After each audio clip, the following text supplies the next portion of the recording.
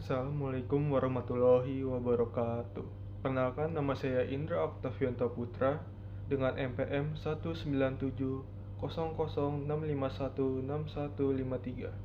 Pada kesempatan kali ini saya akan menyetor UAS Sistem Basis Data Ruang 1. Untuk lebih lanjut, simak video berikut video presentasi saya. Terima kasih. UAS Sistem Basis Data. Yang pertama kita akan bahas Entity Relationship Diagram. Nah, apa itu Entity Relationship Diagram? Yaitu adalah sebuah model untuk menyusun database agar dapat menggambarkan data yang mempunyai relasi dengan database yang akan didesain. Diagram IR biasanya berhubungan langsung dengan diagram data flow untuk menampilkan konten data store. Yang ketiga, hal tersebut dapat membantu memvisualisasikan bagaimana data saling terhubung dan berguna untuk mengkonstruksikan basis data relasional.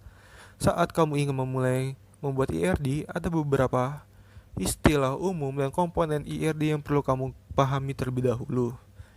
Nah, ini selanjutnya adalah komponen Entity Relationship Diagram. Yang pertama adalah entitas, yaitu adalah kumpulan objek yang dapat diidentifikasikan secara unik atau saling berbeda. Simbol dari entitas biasanya digambarkan dengan persegi panjang. Selain itu, ada juga entitas lemah yang dilambangkan dengan gambar persegi panjang kecil di dalam persegi panjang yang lebih besar. Disebut entitas lemah karena harus berhubungan langsung dengan entitas lain, sebab dia tidak dapat teridentifikasi secara unik. Yang kedua ada atribut. Setiap entitas mempunyai elemen yang disebut dengan atribut yang berfungsi untuk mendeskripsikan karakteristik dari entitas tersebut. Atribut kunci merupakan hal atribut dengan entitas. Selanjutnya, gambar atribut diwakili oleh elips dan terbagi menjadi beberapa jenis. Yang pertama, atribut kunci atau key, atribut yang digunakan untuk menentukan entitas secara unik, contohnya NP, WP, NIM, dan sebagainya lainnya. Yang kedua, ada atribut simple, atribut bernilai tunggal yang tidak dapat dipecahkan lagi atau atomik.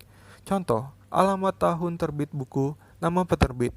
Nah, yang ketiga, ada atribut multinilai atau multivalue, atribut yang memiliki sekelompok nilai setiap entitas instan. Contoh, nama beberapa pengarang dari sebuah buku pelajaran.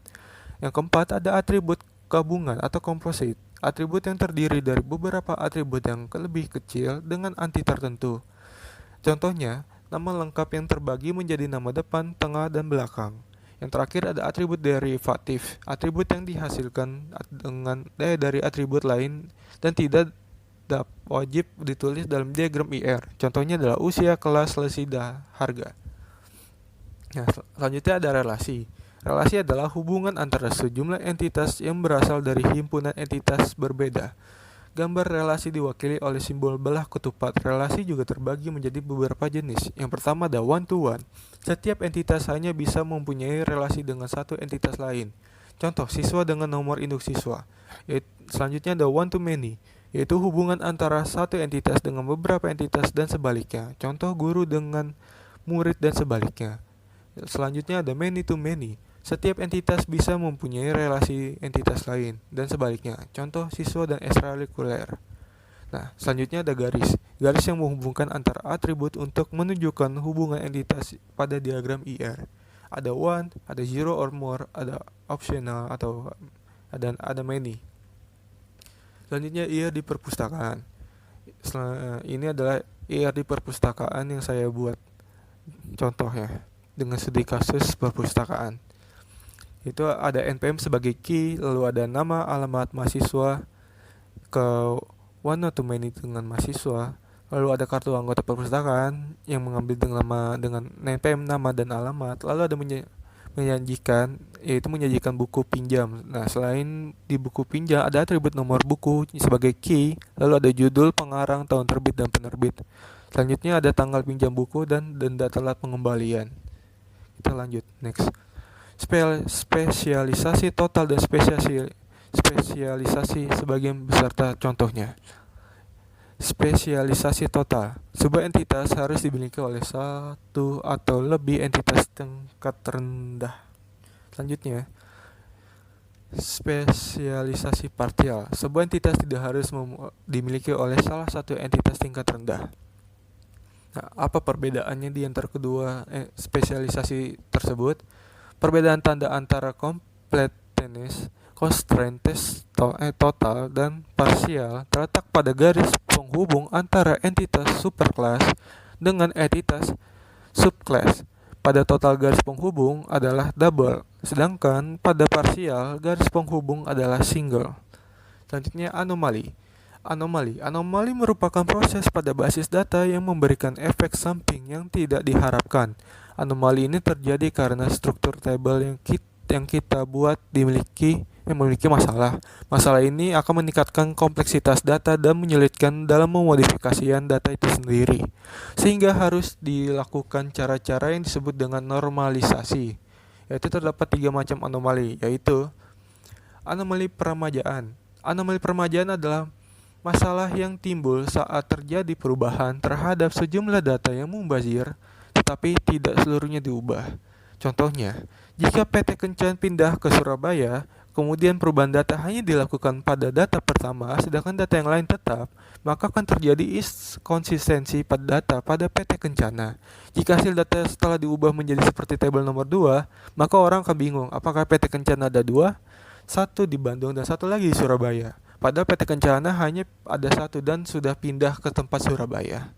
Solusinya, supplier dan kota dijadikan dalam satu tabel dengan kode supplier sebagai primary key-nya, kemudian barulah kode supplier dipakai untuk melengkapi tabel 2. Dengan cara seperti ini, kita hanya perlu merubah kota pada tabel 1 dan otomatis semua data akan berubah. Untuk penjelasannya ini akan dibahas lebih detail pada artikel normalisasi. Anomali atau penyisipan. Anomali penyisipan adalah masalah yang timbul saat melakukan penambahan data dan data itu adalah primary key atau elemen kunci. Contohnya adalah tabel di atas menunjukkan bahwa jenis kursus bahasanya hanya ada 3 dan kursus bahasa lain tidak akan dapat ditambahkan kecuali jika ada siswa yang mengambil kursus tersebut. Nah, solusinya adalah membuat 2 tabel berbeda, satu tabel untuk data siswa dan satu lagi tabel untuk kursus.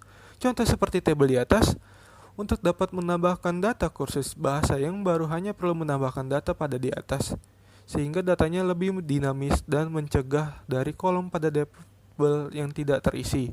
Untuk tabel sebelumnya, kita dapat menggunakannya sebagai gabungan dari tabel di atas. Untuk menjelaskan lebih lanjut tentang pemancangan tabel dapat dilihat lebih detail di pembahasan normalisasi.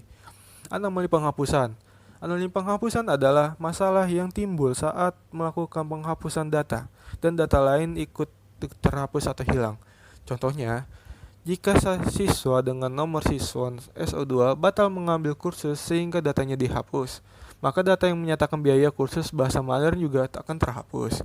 Solusinya adalah tabel perlu dipecah seperti kasus anomali penyisipan. Contoh tabelnya seperti 1 dan 2, hanya saja pada tabel 1 kursus ditambah dengan biaya. Pada tabel 1 di atas bisa lebih dirampingkan lagi dengan membuang kolom kursus dan biaya dan digantikan dengan kode kursus. Maka jika data siswa SO2 dihapus, maka biaya kursus bahasa Mandarin tidak terhapus karena tersimpan di dalam tabel lain.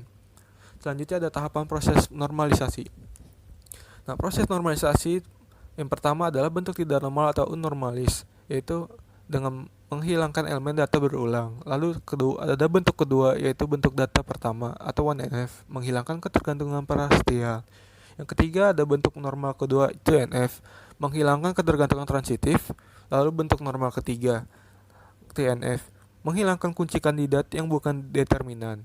Lalu ada bentuk normal boycott atau 1F, menghilangkan ketergantungan multi-value. Lalu ada bentuk normal keempat 4NF, dengan menghilangkan ketergantungan join yang selalu menjadi bentuk normal kelima.